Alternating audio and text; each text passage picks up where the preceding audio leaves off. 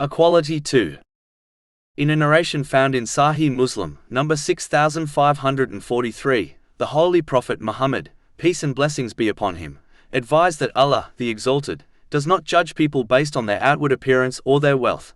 Instead, He observes and judges people's inward intention and their physical actions.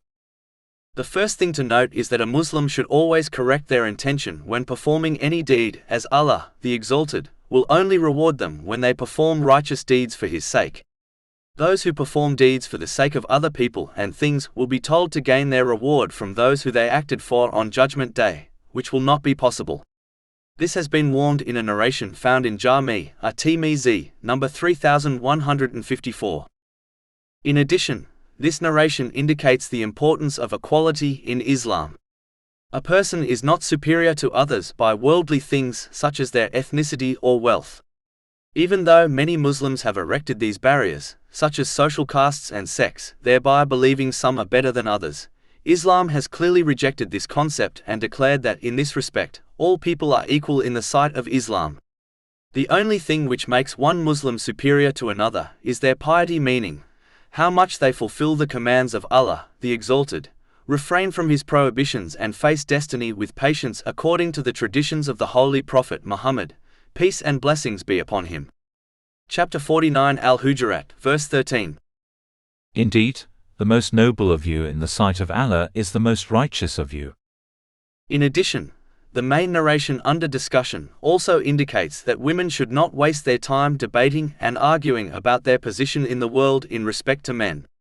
Instead, they must understand that superiority does not lie in copying or outdoing men. It only lies in sincerely obeying Allah, the Exalted.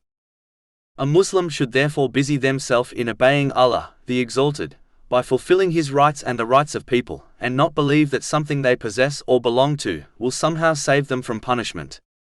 The Holy Prophet Muhammad, peace and blessings be upon him, has made it clear in a narration found in Sahih Muslim, number 6853, that the Muslim who lacks in righteous deeds, meaning the obedience of Allah, the Exalted, will not be increased in rank because of their lineage.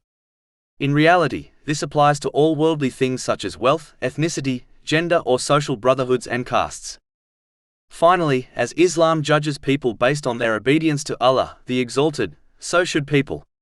They must not deem others inferior to them or others based on worldly standards, as this often leads to pride and failing in fulfilling the rights of others, both of which lead to disaster in both worlds.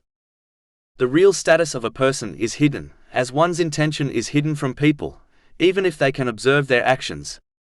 Therefore, it is foolish to look down upon others, as they may well be superior to them.